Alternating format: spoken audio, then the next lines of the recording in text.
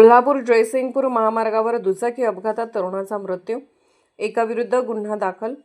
कोल्हापूर जयसिंगपूर महामार्गावरील चौंडेश्वरी फाटा येथे star lawns समोरील रस्त्यावर दोन दुचाकींमध्ये झालेल्या भीषण अपघातात विशाल राजेंद्र ठोंके वय 25 याचा मृत्यू झाला. या प्रकरणी संदीप परशुराम कांबळे राहणार तेरदाळ तालुका हातकणंगले याच्या विरुद्ध जयसिंगपूर पोलीस ठाण्यात गुन्हा दाखल करण्यात आला आहे.